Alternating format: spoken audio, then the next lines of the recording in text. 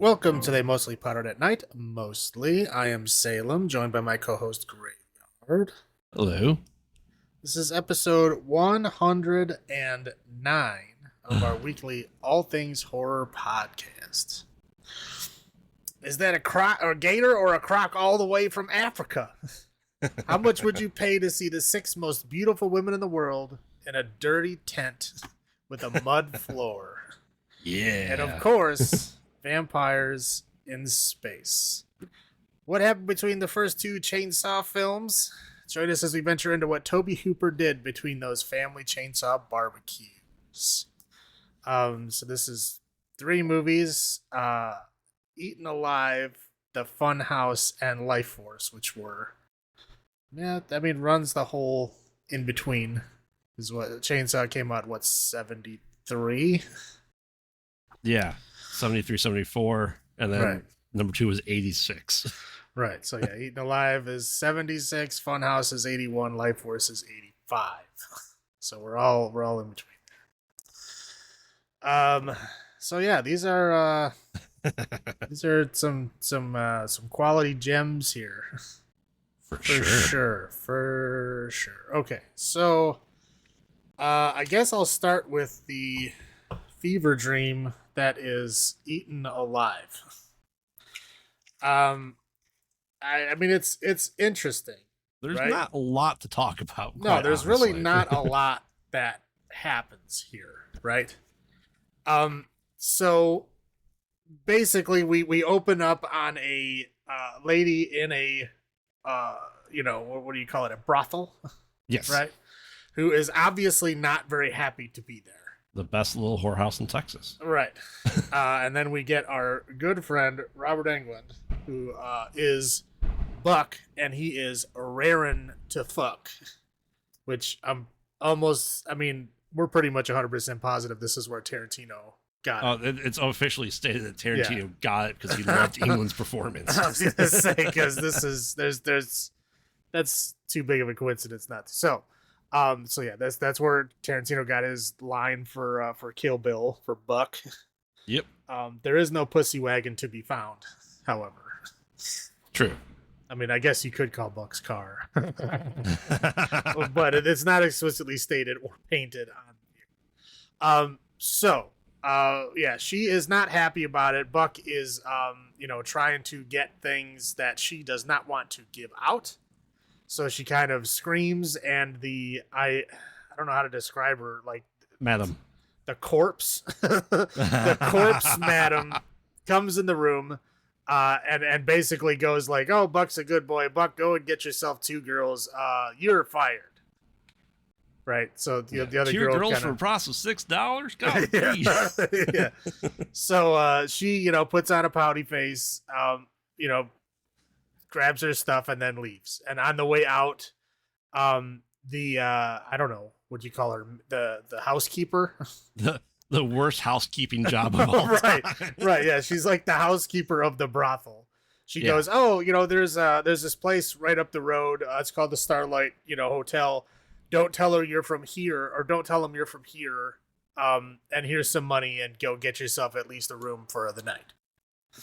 So she goes to this. I mean, calling it a hotel is stretching it a bit. It's like almost like a floating cabin. Yeah, it's like a rotting boathouse. Yeah, it's bad. Anyway, so we're basically introduced to the gator / croc from Africa immediately, which is just kind of splashing around. She goes into the hotel. Of course, the creepy owner comes out, who kind of sort of looks like Stephen King. He definitely looks like Stephen King from Creepshow. Right. Hands down. Yeah. I mean, he looks like Stephen King, and he's like kind of like, mumbling to himself, like, what you want. I mean, it is in Louisiana, so I guess that tracks. But so she's like, "Yeah, I want a room." So he goes to bring her up in the room, and then like as soon as they get up like towards the room, he like goes, "Oh, you're one of the ladies from the brothel, aren't you?" And then just like brutally assaults her, and then they have a fight, and he ends up throwing her into the water, and then the croc gator eats her. Yes. So that's our intro. So then we get mom or dad and the daughter come to the place looking for before we get dad, mom, and little girl. Yes, the domestic disturbance house. Yeah, like that show up, and they obviously like hate each other. Mm-hmm. So they get a room. She's wearing a wig for like unexplained reasons. But basically they just like hate each other. The little girl has a little dog. The little dog gets eaten by the gator, and the little girl starts like having like a freak out. Snoopy. Yeah, so the mom basically strangles her to sleep. I don't know how else to describe what happens there. She like grabs her and then like lays on top of her until she stops moving. I mean, it's I guess parenting at its finest in 1976. It's effective. Yeah. So then as soon as the girl like calms down, the mom and dad are just like berating each other, right? Just like nonstop. So so the little girl, or I'm trying to remember, or no, the dad, she keeps calling him, you're not a man, you didn't save the dog, whatever. So he goes downstairs like, I'm gonna kill this, croc. So he grabs a shotgun from his car, and then he goes out there and he shoots into the water, and of course misses. Stephen King comes out and wrestles with them. He takes a shot to the leg it's a double barrel shotgun. He gets the other barrel to the leg, and eventually, unfazed. Yeah, he eventually, throws the guy in the water. He gets eaten by the gator, and then we find out that he had a wooden leg. I'll spoil it now. We find out later that the croc ate his other leg. Yes. So that's why he has one. Anyway, yeah, Captain Hooked. Right. So then he goes upstairs and basically assaults the mom and ties her to the bed and tries to chase the little girl, but the little girl runs underneath the house, which is kind of like a crawl space type thing. And while he's trying to chase the little girl there, two more people show up. One, of course, being Buck, who like gives him a bunch of money and tells him he'll be back later. And, the guy's like, swearing, don't ever come back here, stay away from here. But it doesn't really seem like he is serious about that. Right. So Buck leaves, and then we get dad and daughter. They show up with a picture of the girl that was in the brothel in the very beginning, the first one to die. So they go, hey, have you ever seen this girl? Nope, never seen her before in my life. So they decide, they're going to go into town because, he told them about the brothel. And so they're like, oh, I guess maybe he's there, because he kind of sort of insinuated that she may have been at the brothel. Right. The person that he never saw before. Right. Yeah. Yeah. So they decide to go to the brothel. At first, Stephen King tries to convince the girl to just stay at the hotel, and then, oh, it's not a place for you. You shouldn't go there. And she's like, no, I'm going. So they go to the brothel. They talk to Corpse Lady. And she's just like, super nice. Nope, never saw her before in my life. Don't know what to do. They went to the sheriff office first. Basically saying, Sheriff, how come we're not doing anything? And he's like, yeah, whatever. This is my town. This is how I run it. It's you like want to go? Pretty much. I'm already in my pajamas. Right. Yeah. He's like, I'm going to leave. Can we do this in the morning? They're like, no. So, all right, fine. We'll go now. So he was with them, and they went and saw Corpse Lady. So Corpse Lady's like, yeah, nope, I haven't seen him. I don't know what to do. So, okay. Well, I guess we'll keep an eye out. So then dad was supposed to go back to the hotel room, and then daughter was going to get something to eat because she was hungry. So she drops the dad off at the hotel, goes back out to eat with the sheriff. Dad basically, almost immediately gets attacked and killed with a scythe through his neck. Yep. Because I think he heard the little girl in the crawl space and went to look, and he got a scythe through the neck. Yeah, because pretty much the little girl's under the crawl space the rest of that movie after she goes into it. Right, yeah. And then so he gets a scythe to the neck, gets thrown to the gator. A girl is, out to dinner with the sheriff, gets herself a country fried steak. Mm-hmm. And Buck is in the bar with what's, I guess, kind of insinuated to be an underage girl. Yes. At least under drinking age. But we don't know how underage. They don't really say it. Anyway, he's making a big scene in the bar. The sheriff goes and, hey, you better get the hell out of here. You're causing a lot of scenes. Okay, fine. So he goes back to the hotel with this underage girl. He gets in a fight with Stephen King about, what is, if he's going to stay there or not. And he basically just kind of pushes him away. Like, whatever, I'm taking this room. You already took my money. I'm taking this room. So he takes this room and we get Which seems like to be Stephen King's room, like personal room. Right. So we get kind of an awkward, weird, nude makeout scene between Buck and this underage girl. While Stephen King blasts country music. Right. Well, Stephen King is blasting country music because the girl that's tied to the bed upstairs is making a shit ton of noise and banging on the walls and wiggling around. So he's trying not to have people hear that. So he's, basically doing that. So basically we see the girl kind of finish her dinner with the cop and then says that she's heading back to the house. Now out of the room comes Buck and the girl because there's so much noise and the radio is so loud that they can't even like bone in peace, apparently. Right. It's too loud to bone. Right, yeah. So they come out. Buck is like looking around, finds Stephen King creeping around, and then Stephen King throws him to the gator. He like fights it a lot. I mean, he fights it more than everybody else does. He actually like makes it to the little dock. Yeah. While his leg is getting eaten, but he does eventually get eaten in there. The other underage girl is kind of running and screaming. She finds the girl underneath the house. That's the other, when the girl comes back, she finds her. Right. Anyway, so the underage girl, I believe, also gets killed here. No, she gets out because she gets in goes like running through the woods and gets picked up by the car. Okay, I don't remember. She just goes out of the movie. Okay, I remember she wasn't at the end. Right, they had a foggy wood chase. Okay. So then the daughter comes back. She I guess while he was out chasing her in the woods, she comes back, hears the lady upstairs, right, unties her, and they have a kind of a battle because the guy comes back in the house at this time. Yep. And they're like running back and forth and trying to like close doors on him, and it's kind of like a wacky thing going on. But anyway, so they both make it out but not uninjured. Right, I believe they have to have the final girl limp. Right. Yeah, so they're both injured.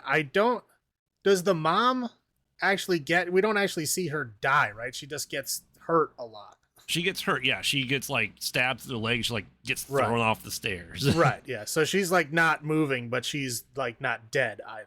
Right. Anyway, so then the daughter goes outside, manages to like try to get the girl out of the crawl space, and then the girl like gets stuck on the gate to the croc area. So she's like, it looked hanging.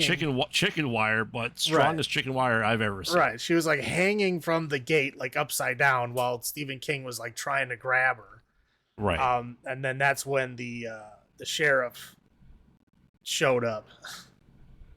And then basically, like, I think they killed him, right? Yeah, they threw him to his own gator. Oh, yeah, like comes out and grabs him by the head. Right, yeah. So, yeah, and then he gets eaten by his own gator, and then the daughter, the mom, and the little girl survive. Yep. But now without his fake leg floating to the top. Right. Of the swamp. Well, it's a fake leg. He's fine. So that's it. But it's not a lot. Not a lot happening, but like, I mean, I guess rolling to first impressions here. Like, I don't know what was going on with this soundtrack for this fucking movie. No, it was like the camera would turn and it would be like, whee! Like a scream is happening, but no one is reacting. You're like, oh, okay, that was just the sound effect. Like that was just the score. Like, why? Why are these random screams and weird stuff happening? It felt like, when you go into a haunted house, they have like one of those tapes playing that's just like haunted house noises. It was like one of those was playing all the time. There's like random noises happening for no reason. Like I said, screams and things breaking and squealing like at all times. And just when nothing is happening, no one's reacting to these sounds. It was bizarre. Do you think he used the same noises for the Funhouse? I wouldn't doubt it. I bought this tape from Halloween store. Yeah, but this, like I said, this movie really plays like a fucking fever dream. It's like, Yes. what the fuck is going on? Like, what is happening? Why do these people keep going into this hotel? Because it looks like it's about to fall down. Oh, easily. Yeah, and I'm like, why are these? Is there no other hotels in this whole area? Why is everyone going? Like, because the dad and the daughter especially, like, they had money. Right. Why would they be staying in this fucking shithole place? And why would, like, okay, so kind of going first impressions, and this points out, this is a soundstage. It feels like a soundstage. Yeah. It looks like a soundstage. And apparently, this is taken over multiple days. I felt like it was one night. Like, are you talking like filmed over multiple days, or this film takes place Over multiple days. No. Yeah. There's no way. That lady was not tied to the bed for longer than one night. I'm saying just like from the opening girl to like the couple, they according to the synopsis, it's been a couple of days. I'm like, I feel like it's just one night. Like That's a one lie. bad night. That's a lie. But yeah, it is a weird, as you said, fever dream. And what's funny is if you do research on this, is like this movie did well enough to fund the Funhouse. It's the first major studio film. Yeah, I don't know. I was lost. Like the half of the time, I'm like, what is fucking going on? Why are these people doing these things? Yeah. I was very confused. And somehow this is one of the first film nasties. Video nasties. I mean, I guess there's not a whole lot of blood. I mean, the gator looks like a pool toy. I mean, it does not look scary at all. There's no like real blood. No. I mean, I guess when the guy gets the scythe through the neck, I guess, but it's some, like it's very some jabs with the point of the side that's just right. a little bit of blood. But yeah, it's I don't know. I mean, I guess there's naked girls in it. Maybe that is true. There's quite a few. Yeah. So, but yeah, I don't understand how this became a successful movie to make another one. Yeah, I have no idea. So. All right, I'll start with my high points. Unless you got anything else you want to say? Nope. All right, so high point number one is, of course, Robert Englund as Buck. Everybody loves Robert Englund as Buck, including Quentin Tarantino. So that's number one. Number two is strangling a child to calm them down. That was a great idea. I wish more people would use that idea. You know, oh, your child is being very loud. Why don't you strangle them to get them to shut up? I mean, obviously, this is like a fever dream. You watch it and you feel like have I been drinking? Like, how much did I drink today? I feel like it's a lot. And I will say, you know, Judd, who's the Stephen King lookalike dude, he might actually be insane. I mean, he would agree. He is like. I mean, he plays off like he's like a schizophrenic dude that is living in his own fantasy world, like bumbling and talking to himself like the whole time. He played it perfectly. Yes. A perfect insane person was this dude. It was something else. Yeah. But that's what I got. What do you got? Buck, of course, Robert Englund. Pre-Freddy Krueger being in a creepier role than Freddy Krueger, I feel. For sure. All his lines. Yeah, Judd, absolutely certifiably insane. So he's like, how can I make an insane person movie? Ooh, I'll go to the asylum down the road and get a guy. Right. And that's about it. That's he nailed it though. Oh, he definitely did. But yeah, it was like he's like he feels like he's really disturbed. Yes. Yeah, those are my highlights. I'll go with my low points. Poor Snoopy. Despite being like a schnauzer and sounding like a German Shepherd. Okay, so yeah, the dog sound effects don't match the dog. The crocodile sound effects, it's yes, crocodiles, alligators do kind of roar or grumble, right? But this is like almost like panther sounds it was making. Well, they also can't make those noises when they're underwater. Correct. I know, it's shocking to hear. Correct. Well, I mean, this is the same guy whose franchise thinks that chainsaws run underwater too. Yeah, that's true. Well, to be fair, he didn't do that. I know. He helped make it happen. Yes, he did. Yeah, as you said, the sound effects, not just the dog, but just overall, the Foley work. Like, we need to make this sound. What we should do? Slap the coconut into the tree. What for? A slap. No. You're like, Foley okay, work. as soon as you open the door, I want a high-pitched squealing scream noise. Yeah. Okay, why? I don't know. It's felt like Yeah. nobody reacts to it. Everybody's just like walking through the door as if nothing happened. I don't understand these noises. And even the dubbing effects or the ADR for everyone else is atrocious. The people voices, I felt like, you always hear stories about little kids getting dubbed over by adults. And in this case, in this movie, you can see why. Well, thankfully, it felt like they turned her screams down. Yes. Like, literally, she would start screaming, and then you could see the knob go down. Like, her mouth is not obviously changing. She's still screaming at the same volume, but they, like, turn it down because it's like, this is too much. Right. This is Kyle Richards, who was the little girl, Lindsay, from Halloween. And, of course, the kid is annoying as hell. Let's face it. I mean, yes, her dog was eaten, and then she's just under the house for, like, ever. And then, okay, I don't know if the idea of it being a crocodile or an alligator is supposed to lead into his mental instability, but even other people in the movie can't differentiate which one it actually is. We get no definitive answer of which it is. Is a crocodile from the Nile River, or is it an alligator from the swamp? That's like it's an alligator. 4 foot by 4 foot. It's an alligator. Alligators aren't they the ones with the pointier snouts, or is that gators? They're rounder. No. But I mean, if you're thinking Texas or Louisiana swamp area, it's going to be gator. There's not crocodiles in America. Well, and also, if it was a croc, it wouldn't have swam over from Africa. Correct. Yeah, like I said, then just half of Judd's line. Just yeah. Did he need more lines? Probably not. But damn, this, like I said, it is a insult to the auditory system. This entire movie. That's what I got. How about you?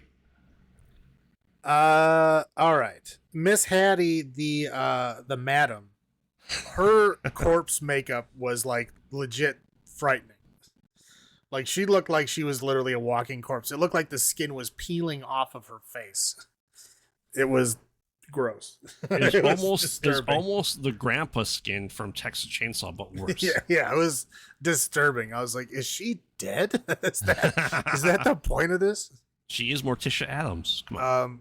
Yeah, so I mean, there's a lot of pointless animal deaths in this. Like, for some reason, there's a fucking monkey in the beginning, and then for unknown reasons, the monkey just dies just so they can show a dead monkey. Like, there's no reason for that scene at all. Then, of course, the dog getting eaten by a gator is so stupid. But yeah, poor Snoopy. But yeah, I'll say it again. The goddamn score with those squeaks and screams and random noises all the time. That was very, very distracting.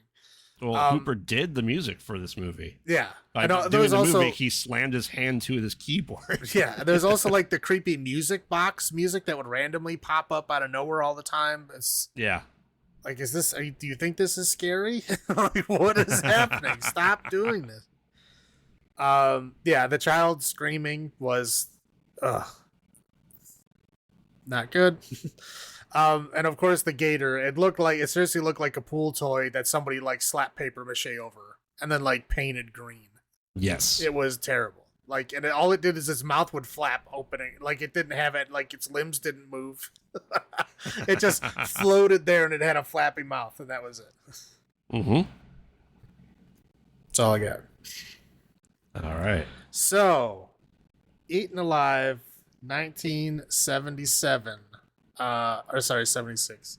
What would you give it out of 10? We're doing moans and screeches. So what number of moans and screeches out of 10 would you give Eaten Alive? Yeah, I picked moans and screeches because of the moans for Judd and the screeches for everything else in this movie, and let's face it, the creature from Funhouse. That's all he talked was his screeches. God, this movie was bad.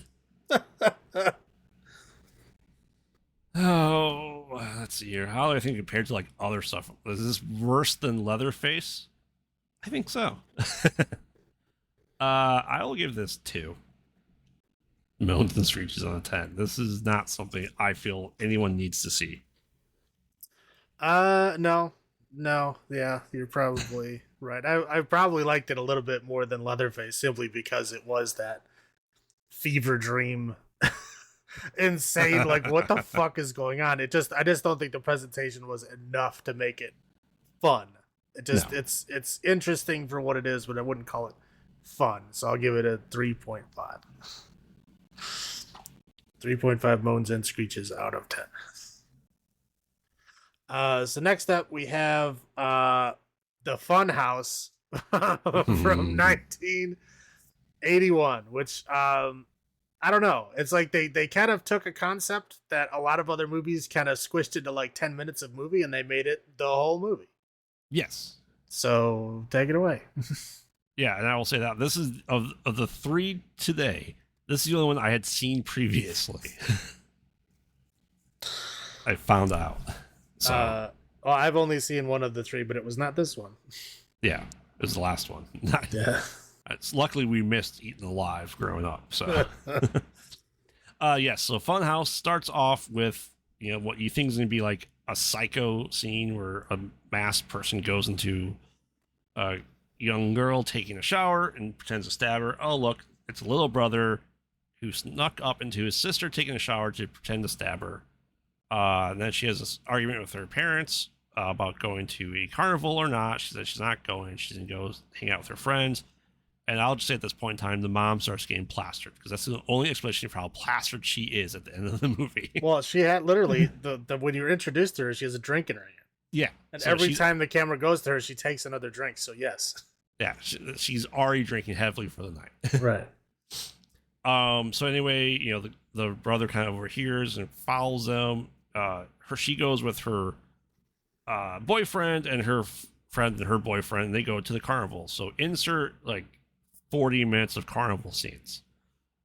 We have the Freaks and Geeks show, which is like a two-faced cow, a two-faced fetus in a jar. That's about it. Yep. That's just standard. Yeah. You have the Independent Funhouse where you go on the roller coaster and you see kind of people going into it and just like that generic screams and stuff like that.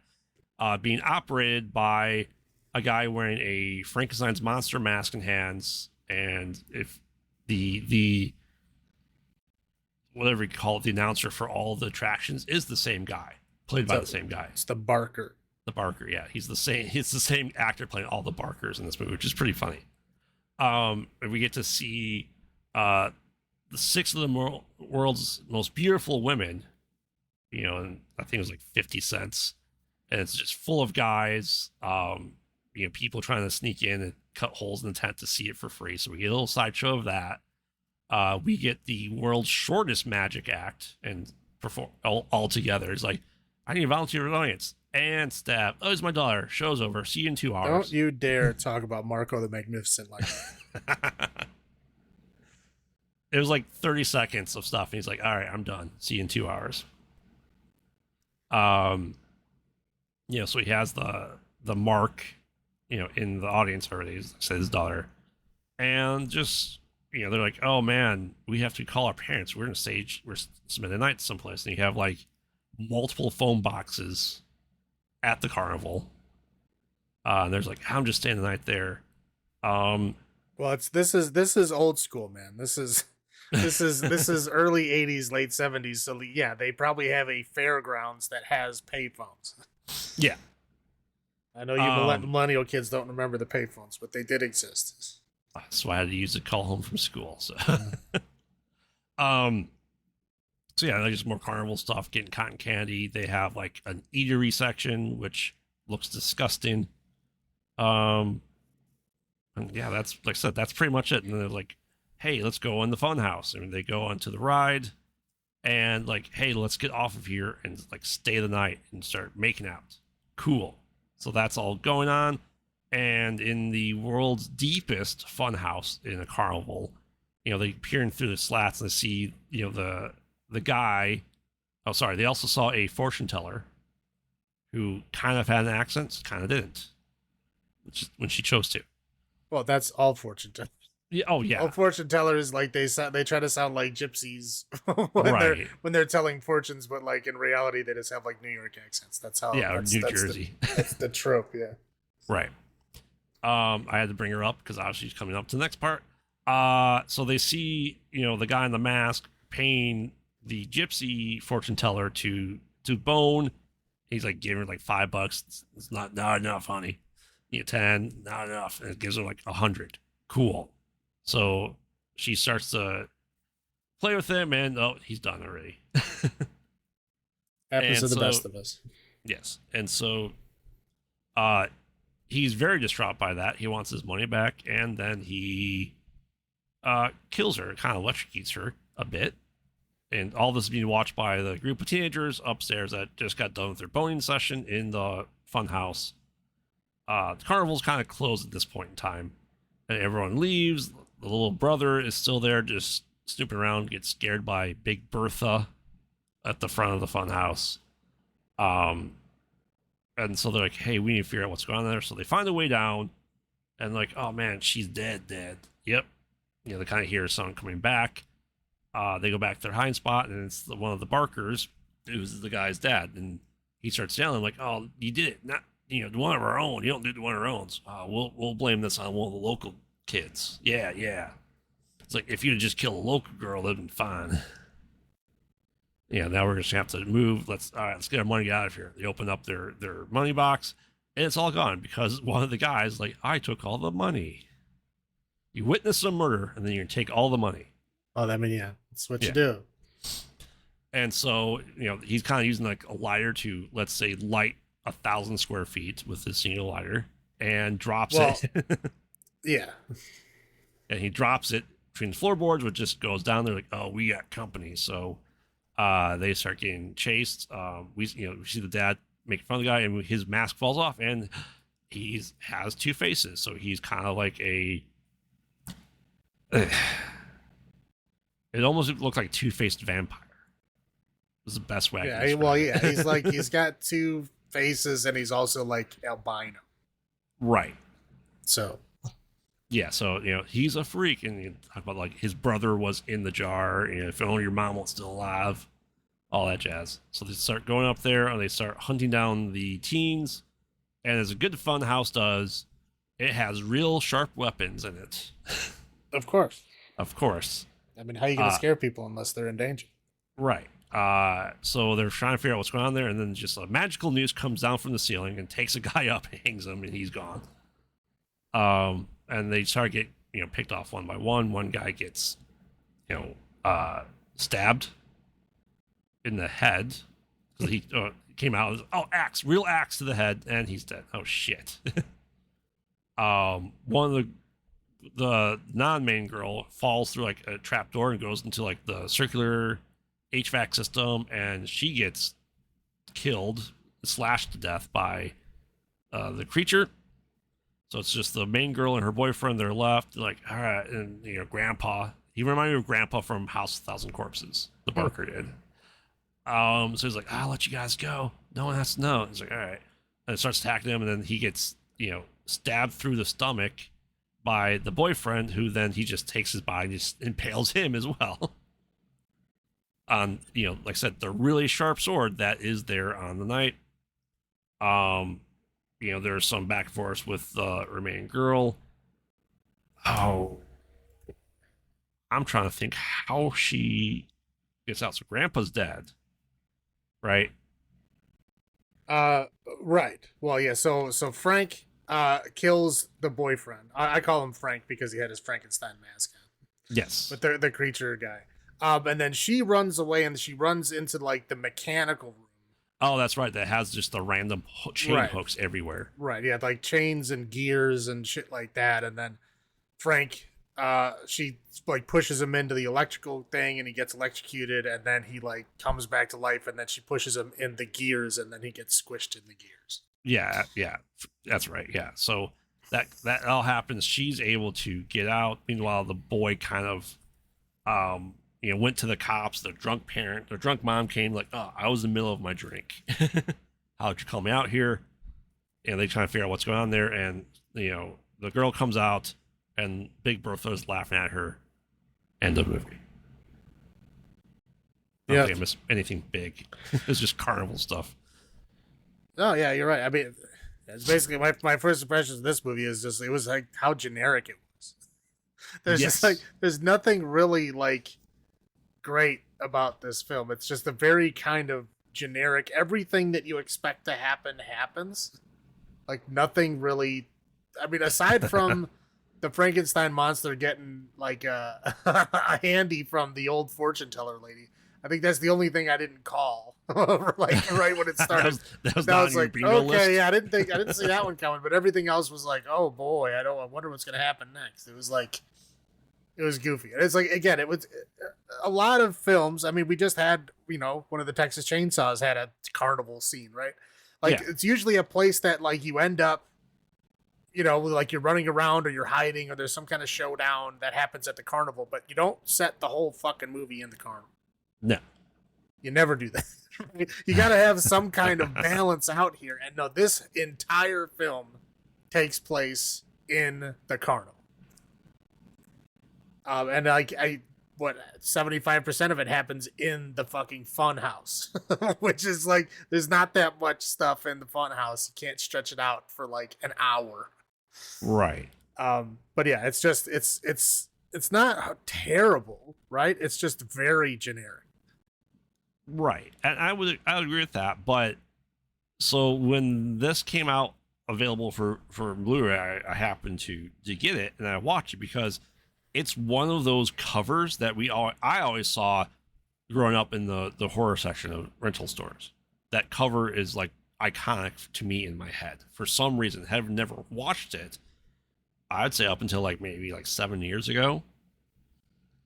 Like I said, it's just that the cover is what sold it for me originally. It's like I just saw it everywhere. I'm like, all right, now I finally need to watch this. You looking up the cover? Yeah, I don't. I wasn't a big fan of clowns. Oh, you know what I mean? And the Funhouse Carnival.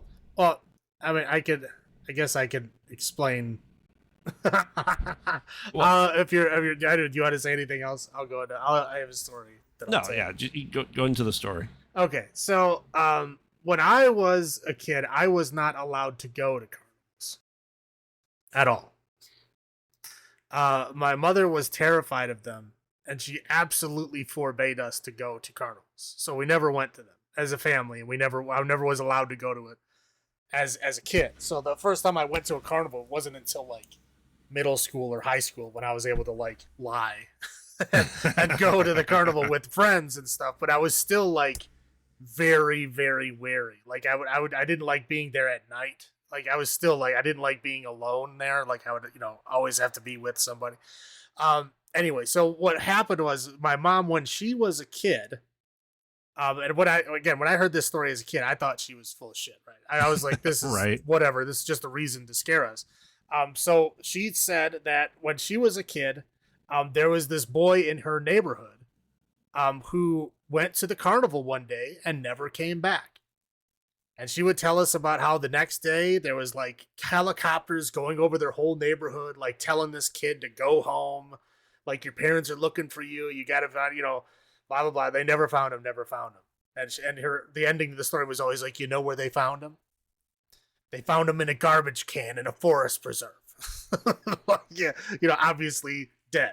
And Well, was I like, mean, in fairness, where you live, that bodies in forest preserve are pretty common. well, yeah, that's where you put him. But yeah, so like again, like as a kid, I'm like, okay, whatever. I am scared of the carnival. Thank you for the story, but like, what I didn't assume it was a real story. Right. And then like I always remember the kid's name because she said it all the time. Every time she told the story, it was his full name. Mm-hmm. And so I looked up the story, and it's a real story. Like there was actually like a child serial killer that was arrested and like convicted for killing this kid. Like he confessed to it. So like it really that real happened. It's a real thing. But that anyway, that kept me away from carnivals as a kid. So clowns, carnivals, circuses, I didn't like as a kid. I mean, I kind of was like taught not to like them, but I still don't really like them. I'm not like scared of clowns as a lot of people are like terrified of clowns. I'm not like terrified of them. I just don't like them. Right. I just don't like carnival, circus, clown type stuff. I just don't like it. And so something called the Fun House would have been immediately something I did not like. Regardless of what the cover was, regardless of what anybody would have told me anything of like Funhouse, nope. But does the cover, the poster, look familiar to you though? No. Oh, I always recall seeing it. I just never picked it up. No, that's probably the name. It's probably just the name. It was like, nope, don't care. But yeah, so to this day, I don't like carnivals. So like whenever I see them driving by, I'm just like, I get kind of like a shiver in my spine. I just don't like carnivals. But again, that was, it was taught that way. But you know what? I mean, none of my siblings got killed in a carnival, so I guess it worked. Yeah, that's true. That's true. All right, so when we go, I'll go my highlights first. Go for it. The intro is interesting. It is like the intro to the movie, like it's a lot of clown based stuff, which is really setting the tone for not clowns. You don't see clowns in the movie, which is funny. So that's interesting. Now you said you never been to carnivals. I never been to carnivals growing up either, but I don't remember there being girls at one, but that's a heck of a draw. Well, there was, but that's old school carnivals. Like, by the time I had made it to carnivals, it was in the 90s. I'm pretty sure they didn't have that stuff anymore. I'm pretty sure they were pretty rare in the 80s as well, but very early 80s, late 70s, there's probably still some shady carnivals that had that kind of stuff. Oh, it's not like they're full nude. They're just like, they're in, like a bikini dancing around. Oh, so you're saying they're Indiana strip club? Yes. Or Illinois if you have a full bar. Yes. Yeah. You talk about the all being set in the carnival, which is true, but I do like the atmosphere of it. It is tying into people's fear of carnivals and the mistrust and the shadiness that most people associate, especially in that time period of carnivals. They're travelers, right? They always blame the carnival that's in town when someone's dead. So I mean, the idea is there, just not necessarily executed fully at a carnival is necessary. But I do like the atmosphere for it. And I found it really interesting. Now, I wasn't alive when that was out, this movie came out, but fruit flavored loops. I go, that's a heck of an advertisement for Fruit Loops in this movie. And I just thought, I immediately saw that. I'm pretty sure Fruit Loops existed in 1981. Well, no, I'm just saying, I just think that like this scene, like it, I don't think Tobe Hooper's is one that like family-friendly cereals would get product placements in. Well, that's why it's a fruit-flavored Loops. That way it's not the same. Right. And the creature effects, they're unique for sure. You don't see another creature like that anywhere. So Mhm. I'll give him props to that. But that's about all I got. What are your highlights? Okay. Now I'm gonna say a kid, right? How old do you think Joey was? Like 12? Yes. For being a 12-year-old kid in 1981, his room was pretty cool, man. Yeah. Like he had all kinds of horror stuff. He had like Frankenstein posters and Dracula posters and stuff. Like, I mean, for being a 12-year-old kid in 1981, that stuff was probably hard to find. Oh, for sure. You know what I mean? Because it wasn't the modern horror, you know, ridiculous number of swag junk that there's out there that's horror themed, right? Like 1981, it was like you had to find that stuff. It was not easy to find. Well, As a yeah, 12-year-old kid having a room like that takes dedication. Well, yeah, because shit, even Walmart has horror stuff now. So. Right, right, yeah, it's everywhere now. But in 1981, that took a bit to get there. Right. And now I'm going to disagree with you here. I thought Marco the Magnificent was awesome. I've never seen a vampire themed magician before. That's true. I thought he was great. He reminded me of okay, if you imagine Hunter S. Thompson dressed like a vampire giving a half-ass uninterested magic show, that's what Marco the Magnificent was. Almost like Svengoolie. Right? Kind of. I thought it was great. I was like, this guy is awesome. But I will agree, I thought the mask effects for the creature were good. Yeah. Especially for 1981. His hands, another story. They're floppy hands. Yes, his mask was great. His mask did look great. It had like, saliva squirt pumps and everything. It was like, they did a good job with the mask. Yeah. But everything else, was all right. And I did like the ending. The ending where she just like comes out of the fun house and no one reacts to her in any way. And she just like wanders through the carnival and it just kind of fades out. Like it's a very like depressing, like no one gives a shit about you ending. And it was just a weird note to end on, especially considering like the whole movie up to this point was about how like they're trying to keep each other alive. And then the ending was just like, no one cares, just leave. Right. It was okay. I'll roll into my low points here. I was in the beginning of the movie. That girl seriously looked like she was like 10 years old because we're going into the shower scene, right? Yes. And it looked like a 10-year-old girl in a robe about to take a shower. And then she starts taking off the robe. I'm like, no, no, what are you doing? And, obviously then, I saw that she's like, not to be creepy, but obviously an older woman, right? And I was like, she does not look like it. And then she gets in the shower and gets her hair wet. I'm like, she looks like she's 10 years old. I think she looked young. And and I don't know, it fucked with my brain. I did not like it at all. Again, too much fucking carnival.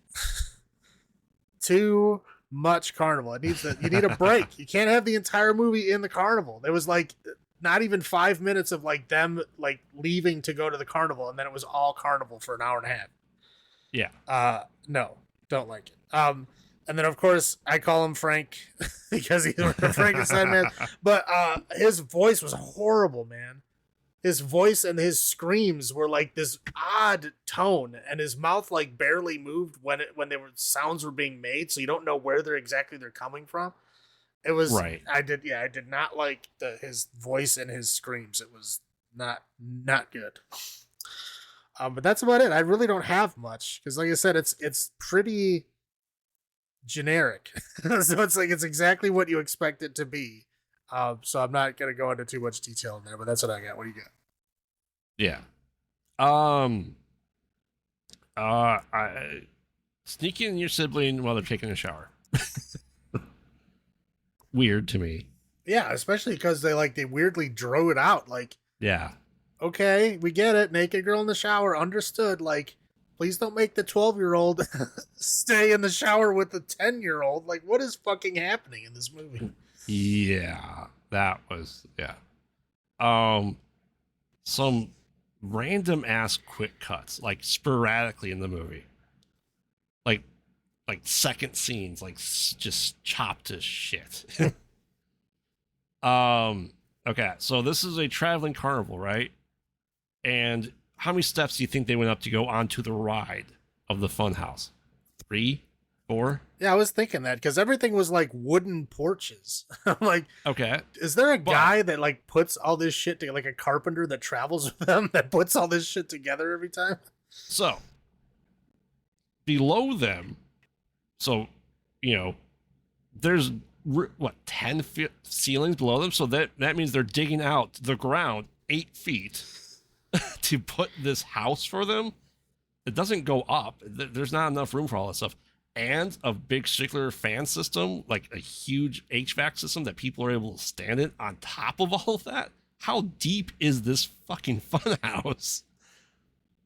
It just doesn't make any sense how deep just big it really was. Maybe they built it on a mine.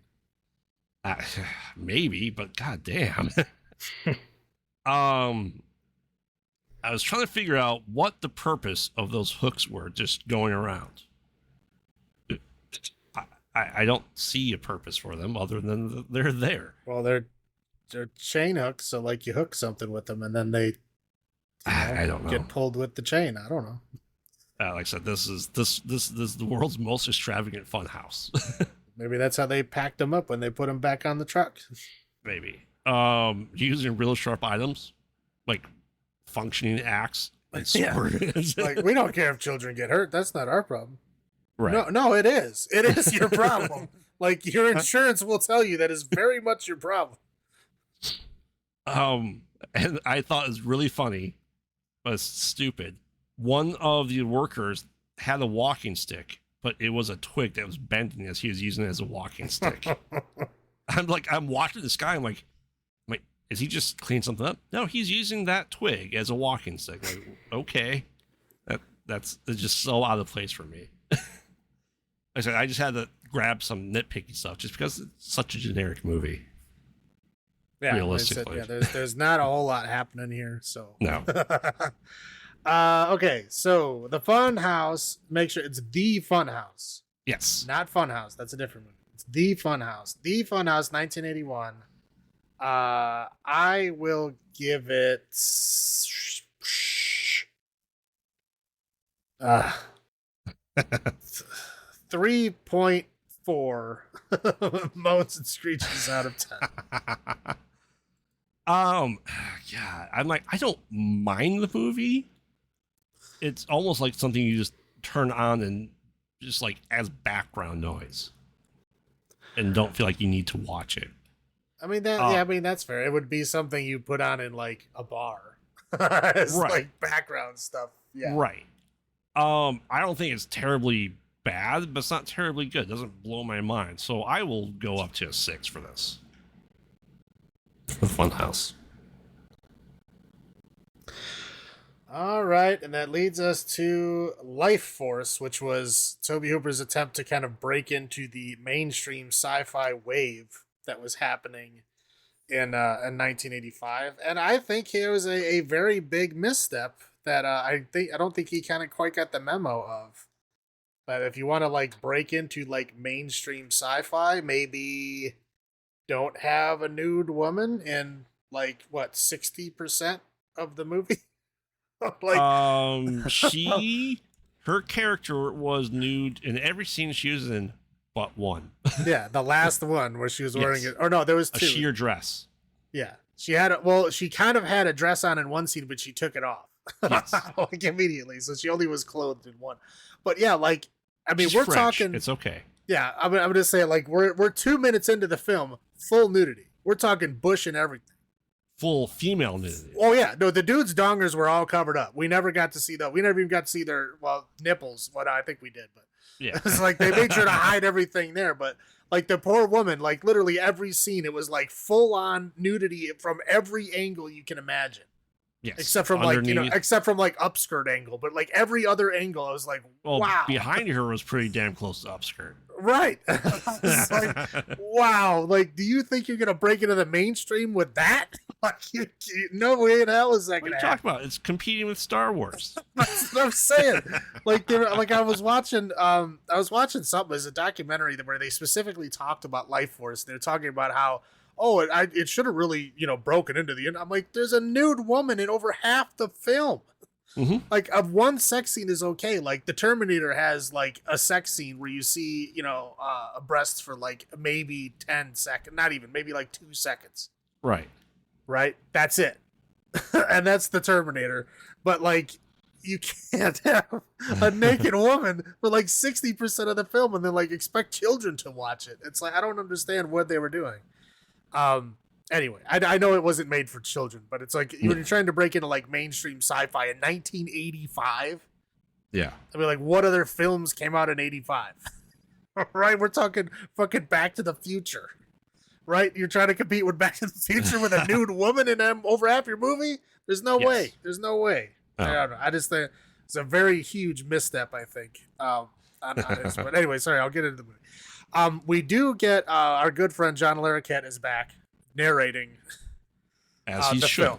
So essentially, we have the Churchill, which is a joint British and American space shuttle. Which okay, sure. Mm-hmm.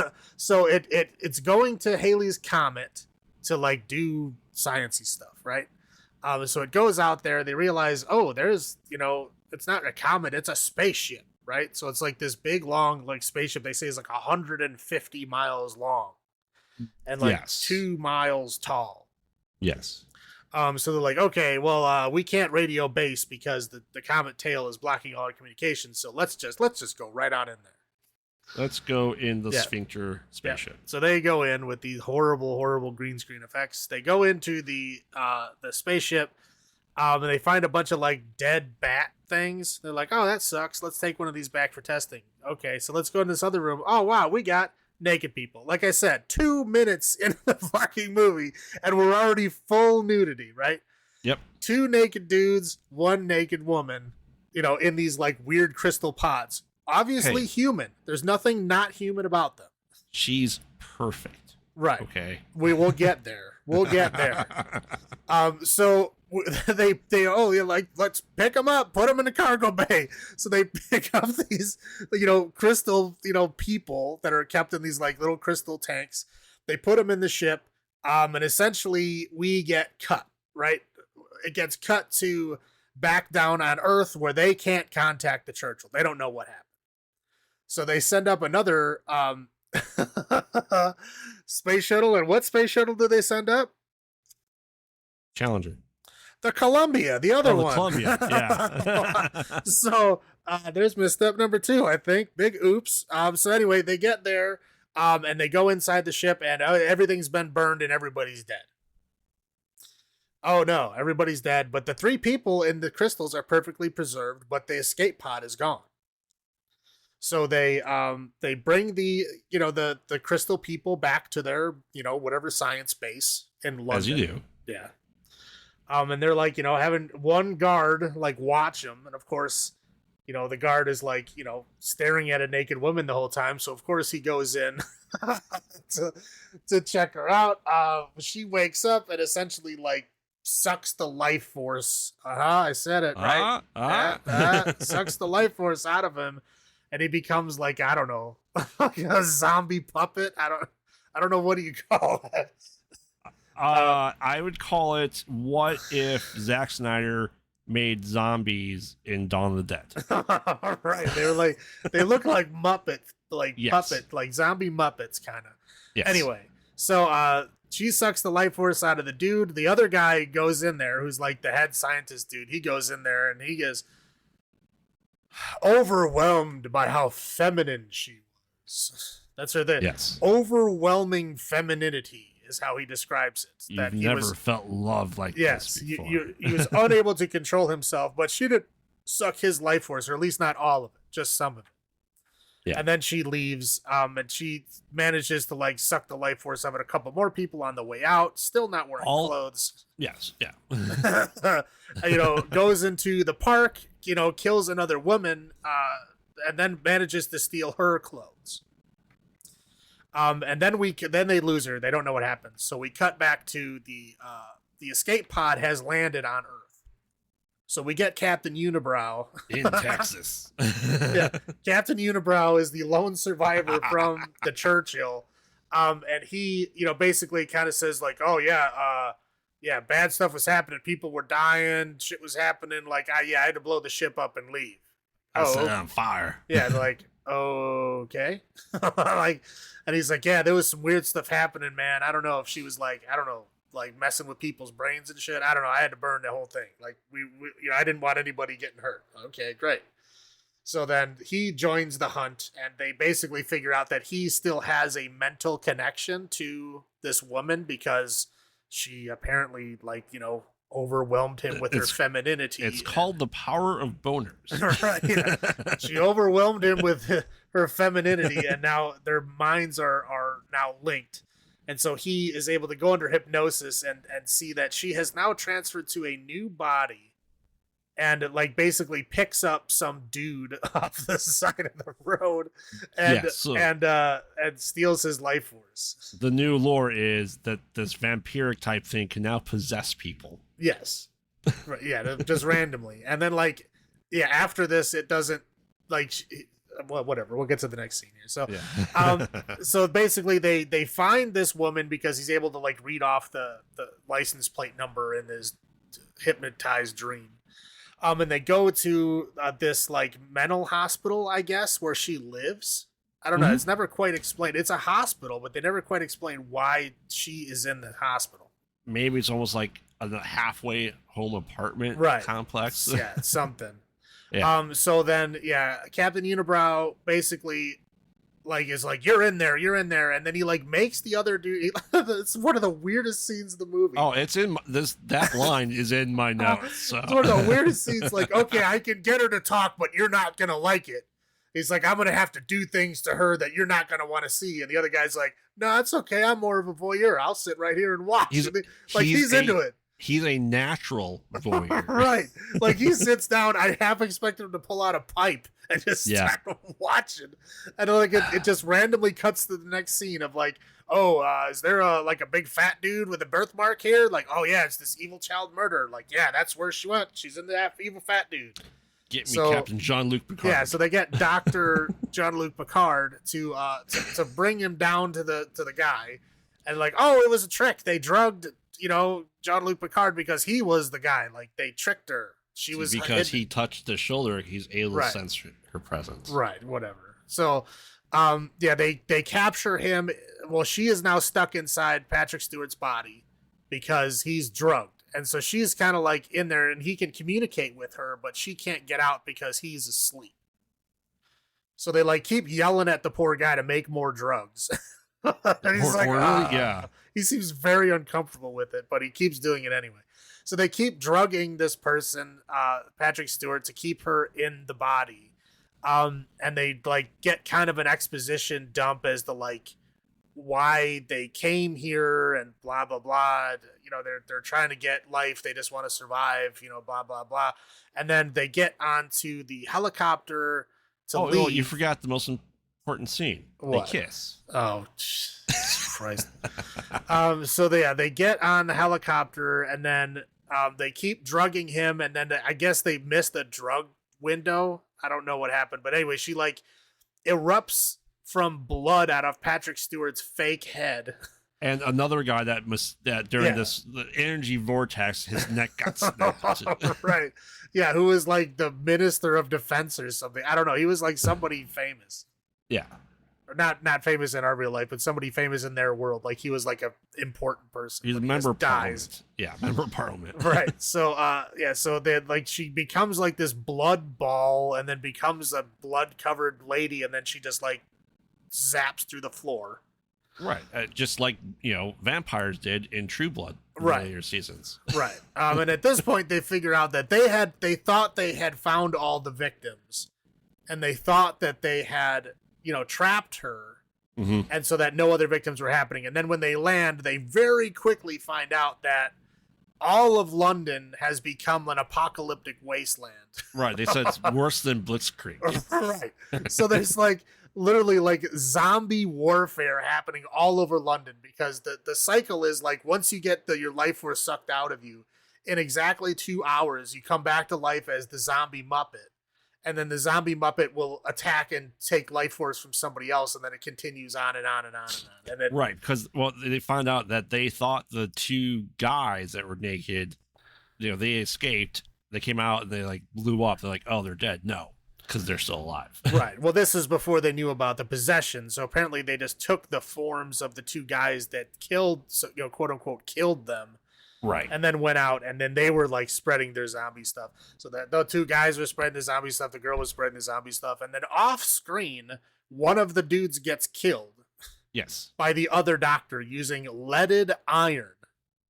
Specifically, not the heart, but 4 inches below the heart in the life force area. Right, in the spiritual center of the body. Yes. Yeah. Now, the interesting part is that, like, I looked up leaded iron because, like, I've never heard of leaded iron. And the funny part is when you search leaded iron, the very first result that you get is the book that this movie is based on. The vampire aliens. Yeah, it's like vampires in space or space vampires is literally what the name of the book is called. Yeah. And that's the first thing that pops up. Like, it's not a thing. It's not real. The two things that pop up when you type in leaded iron is this film and the book it's based on, and that's it. So like it doesn't exist because like I never heard of that. Like it's supposed to be cold iron. Well, it means they stuck to their own lore at least. Well, yeah, their own lore, but like it's cold iron, and that's only very certain. Well, like we always say, whenever there's a vampire or a monster, you have to relearn the rules every single movie. Sometimes cold iron is one of those things that hurts vampires. I don't know why. Normally it's applied to fairies or fae folk, right? It's because it's pure. Right. Yeah. But sometimes it goes. Sometimes silver hurts vampires. Sometimes it doesn't. Sometimes it's only werewolves. Vampires. Whatever. So I just thought that was funny because I was like, I'd never heard of that. I'm going to look it up. Oh, it's made up. It's bullshit. So anyway, so he manages to kill one off screen with this leaded iron, I don't know, fucking architectural piece. I don't know what that was. He was supposed to look like have it. Right. It looked like a sword with like a handle that was like a 4x4. Yes. I don't know what it was. Anyway, so he calls and goes, yeah, by the way, I killed one. So you can kill him. Bye.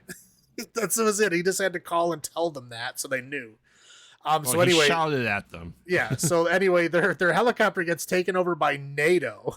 Yep. And they have to go land at this NATO base, and they have to convince the people at NATO that they have to go and save the world. If you're out there, you're not coming back in. Right, yeah, because they're like, well, we have to go kill the lady because the lady is the one, the space lady is the one that all the souls are being filtered through. I don't quite understand. Where do you think she is? Could it be that giant blue vortex in the sky? No. Yeah, no one seems to gather that. So anyway, so what's happening here is the ship has left Halley's Comet, has now come to Earth's orbit. And all of these souls that are being sucked out and zombified in London are being filtered like lasers through the three vampires and coming into the lady. It specifically has to be filtered through the lady, and then that zaps up to the big ship in the sky.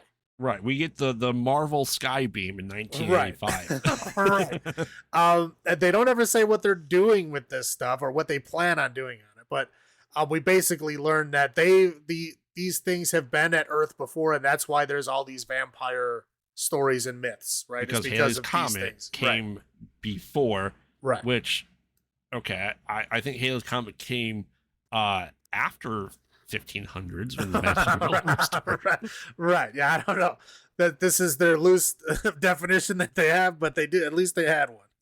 Yeah. So basically, Captain Unibrow escapes, and he misdirects the other guy by saying he was going to the space center when in reality he was going to where the blue light is.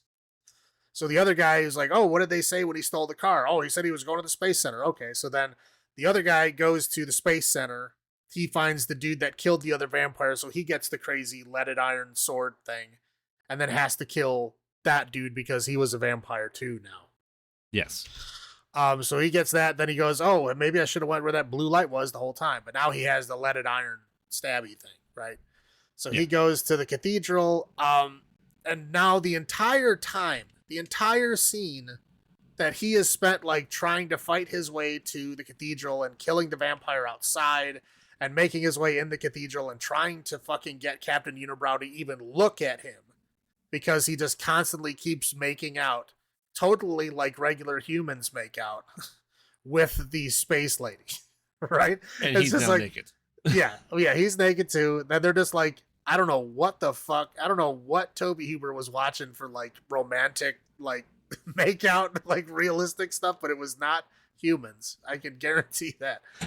So anyway, so he finally convinces, Captain Unibrow to like take this fucking sword, and then he stabs her and him because she tells him that he is somehow distantly related to the vampires too. It's always been you. Yeah, I don't know. I have no idea what the fuck that means. You've always been one of us. Yeah, so he stabs her through the back, and then he stabs himself too, and then the blue light turns to red, the ship shuts off and leaves, and then they all die, and then they get teleported back up to the ship. Well, whatever.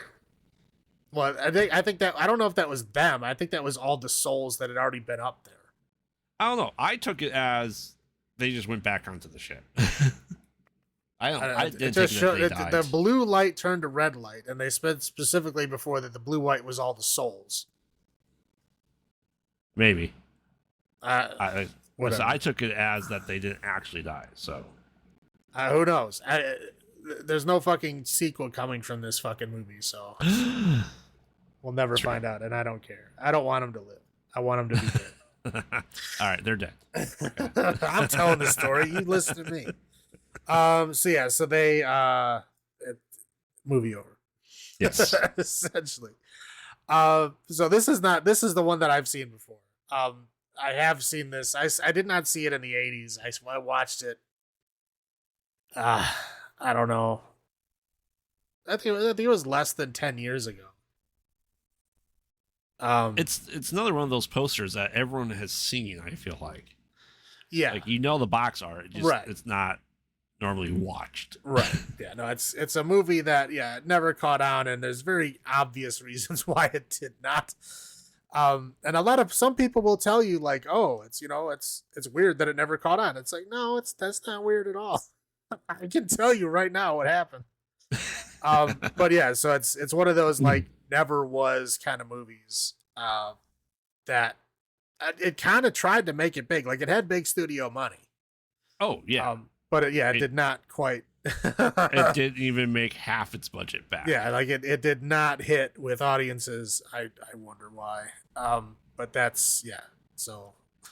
Yeah, I've seen it before, and again, it's very obvious to me why it didn't get bigger. But I guess some people were fooled.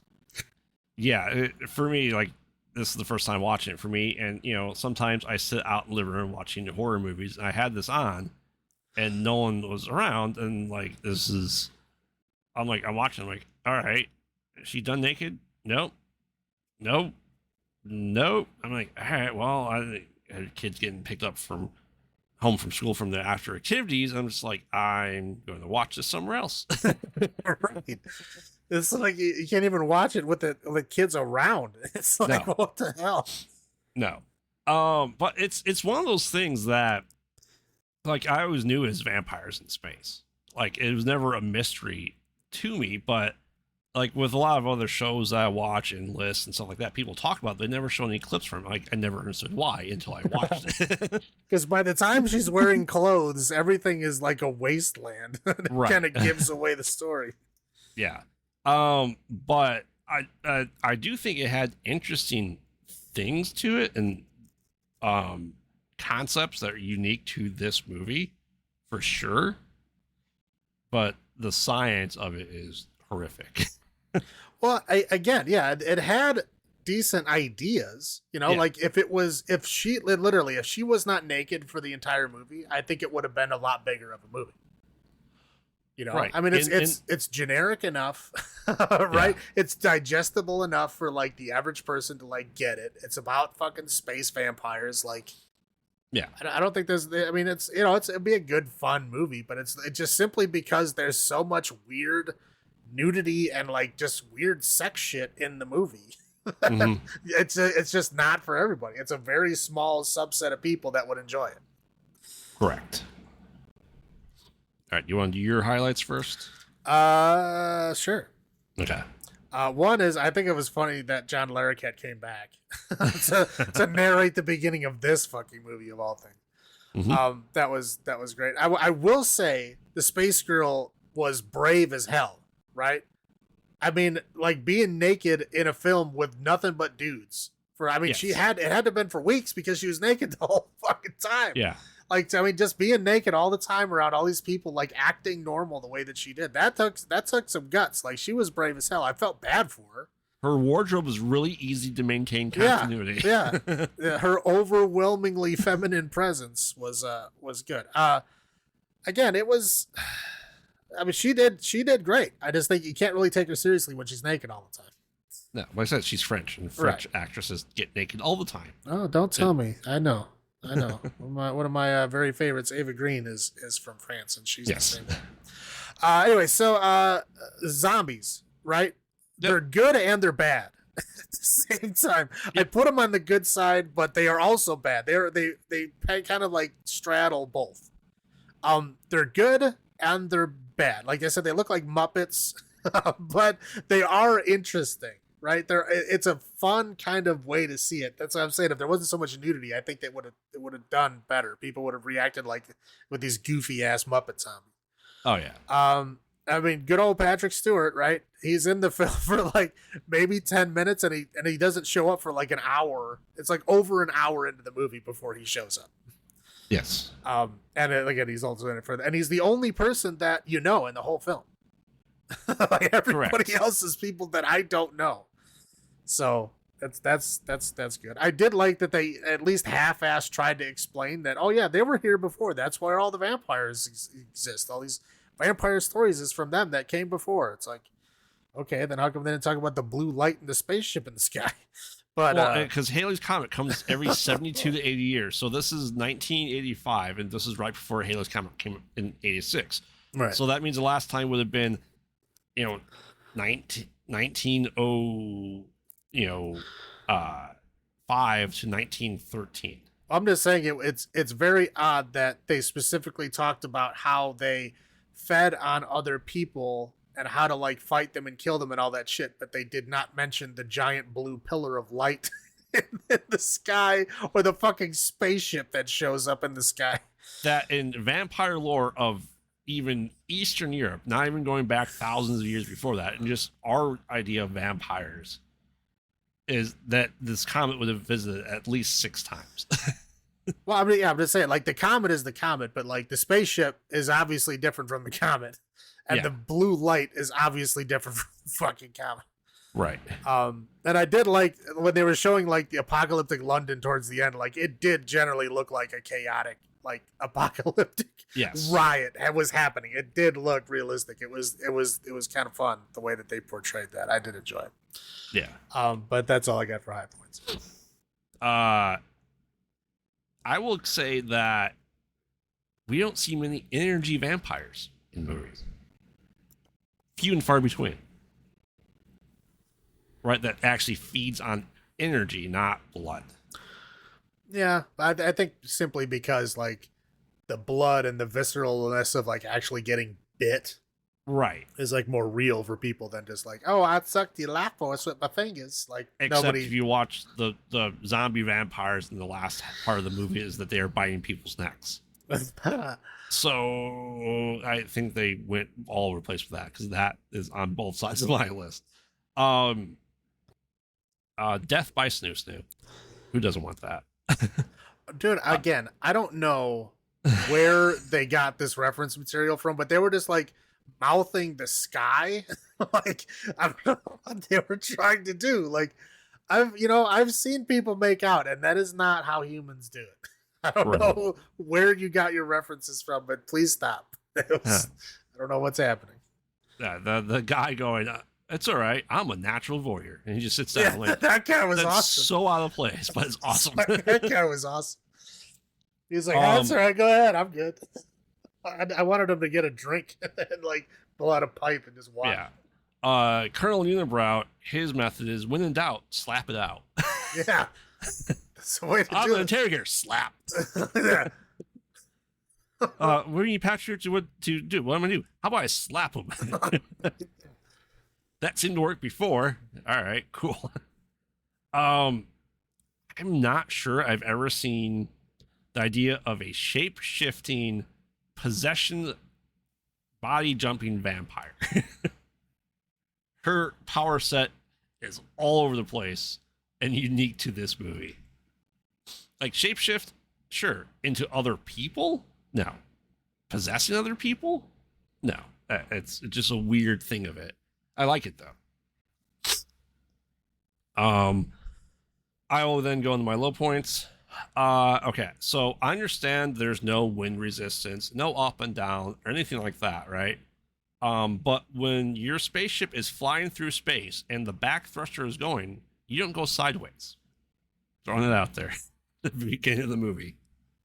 I was saying, at least they gave you an excuse. Most movies don't say shit. It's just a spaceship flying through space and there's normal gravity on the ship for some reason and they never explain why.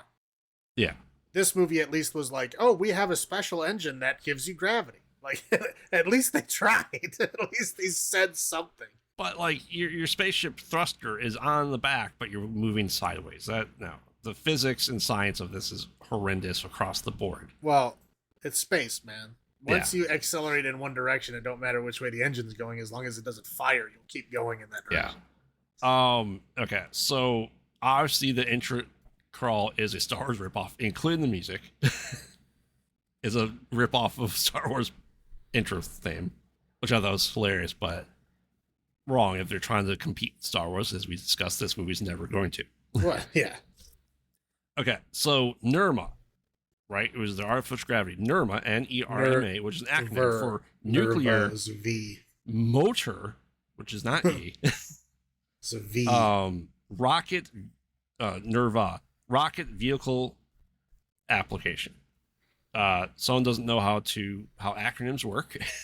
The E's not there anywhere. They had a name, they wanted to make it, and they just filled in whatever fit. It's literally only explained for 10 seconds, and they never say it again. They are going so fast through space. They travel the entire length of this 150-mile ship in like 10 seconds. Yeah. That's absurd. How fast do you think spaceships are going? Not. They're going a hell of a lot faster than that. Yeah. Did you go to space camp? No. Oh, okay. Let's face it, the ship looked like an anus when they entered. It looked like an umbrella. Oh, that too. I'm saying where they entered looked like an asshole. Yeah, it's an organic ship. How else are you gonna get in? Okay, so it's weird that they had zombies. Like vampires, I get, but zombies is interesting to the point where they're able to get shot in the head and die. They're able to get their limbs ripped off like normal zombies. But like when we were first introduced to these things, they don't get fed every 2 hours. They spontaneously combust or blow up. So their lore of what these creatures are supposed to be wildly vary throughout the rest of the movie. Yeah. Well, they do show that once you hit your 2-hour limit, you hit freak out rage mode. Yeah. So essentially all the ones you're seeing running around screaming, raging, and trying to kill you are the ones that are in that mode. But none of them turn to dust anymore because they can't just have dust. I'm just saying, yeah, they were obviously in that mode for a lot longer than the ones they demonstrated. Yeah. I'm just saying, I think that's what they were trying to go for. They missed the mark, for sure. Yeah. Okay. So I find it really interesting is that the two people going around that is telling prime ministers, that's able to go into a mental hospital, that is able to deal with NATO, is they are colonels in the space program. And everyone's reporting to them like they are the top chain of command. Well, the one guy was a colonel in the SAS. But the other guy is not.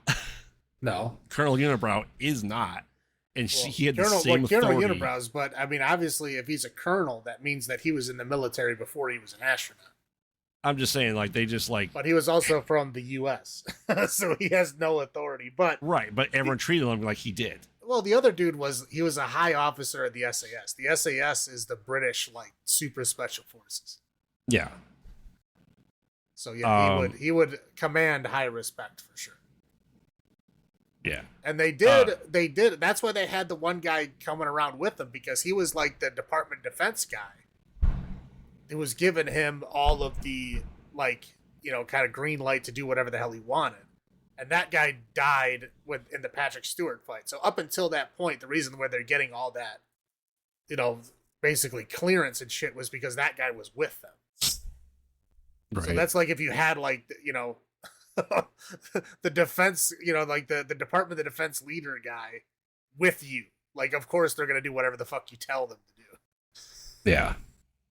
I felt like the discount Dr. Van Helsing is what I'll call him that sporadically had this like 4-post bed knob attached to, cold steel, wherever that was, right? He just leaded iron. Leaded iron that just happened to have it. It knows all this lore.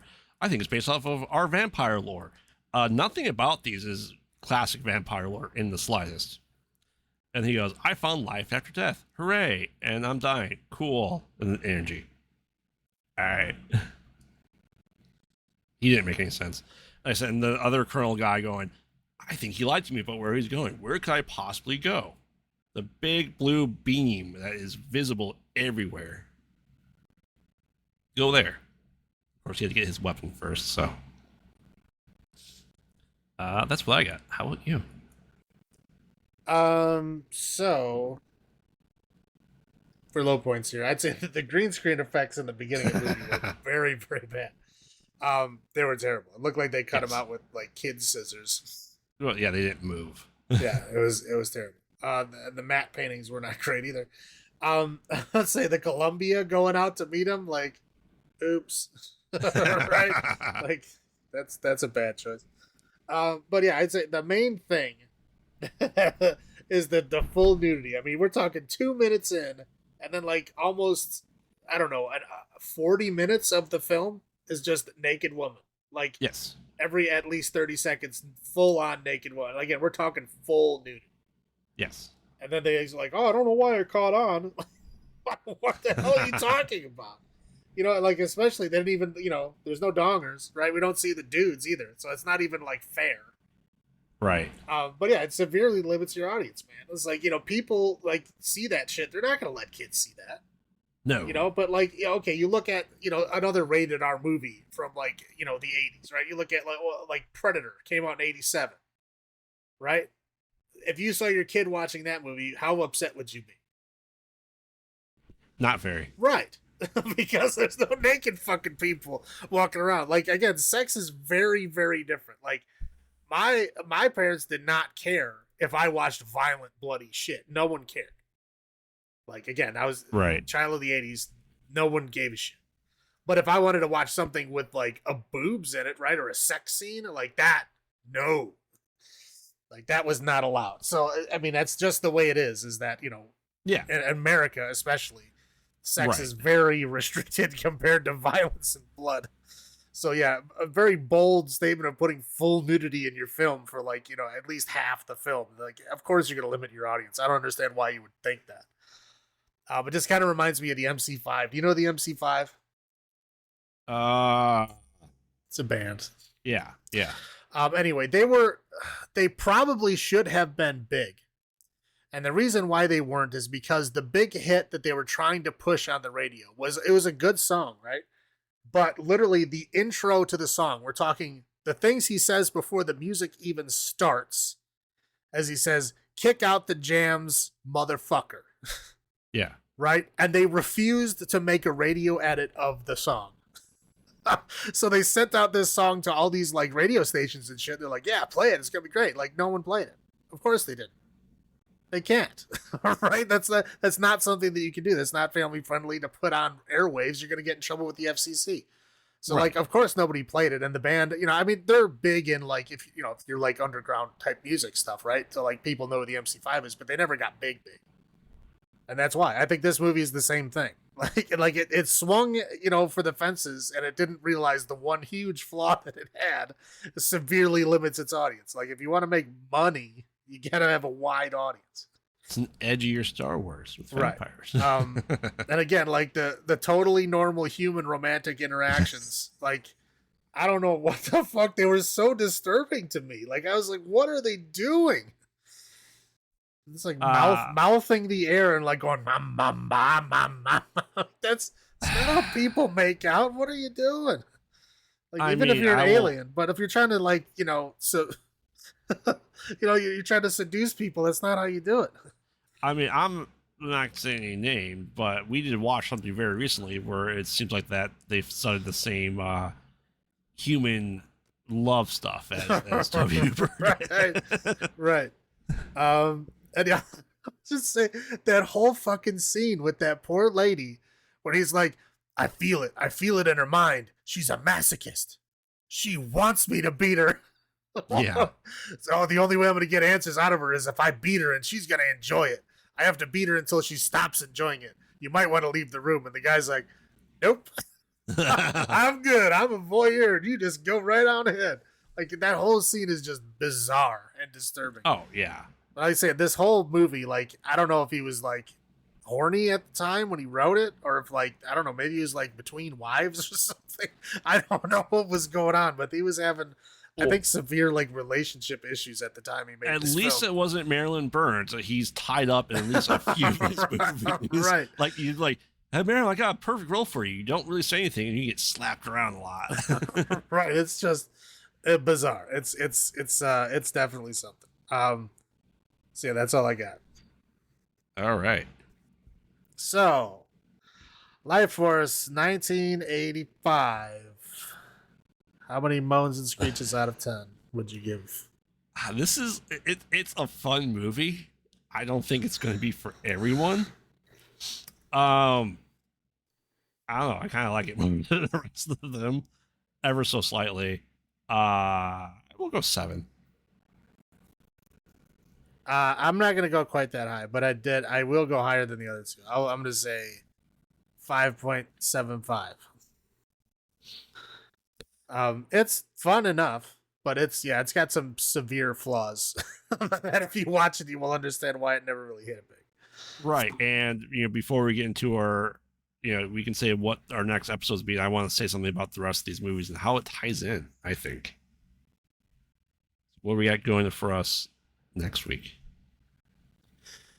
Okay, so next we got remakes, reboots, requels, and reimaginings. So what happens when you take a great movie and the studio tries to squeeze some more milk from that cash cow? Unfortunately, we'll find out next week when we get into the unnecessary remakes that came out of classic movies like Flatliners, Psycho, and The Fog. So what I think all 3 of these movies could do is a good remake. I think Vampires in Space would be a fantastic movie now in today's world. So you just want a naked woman for over half I'm saying the film? get rid of that part, but the concept that is okay. there. All right. The concept, I think, would be you want a movie to remake that might be necessary would be Life Force, quite honestly. They said it was supposed to be like Tobe Hooper's big breakout film, and it it broke out so well that he had to go back to Texas Chainsaw. It's like, yeah, they were like, okay, well, yeah, that didn't work out. Hey, why don't you go back to Texas Chainsaw? And then we got the fever dream that is Texas Chainsaw Massacre 2. So it worked out for me because I love that movie. Right. All right. All right. So remember, we watch bad movies so you don't have to. And this has been Graveyard saying, have you checked on the children? And this is Salem saying, long live the new flesh. Good night.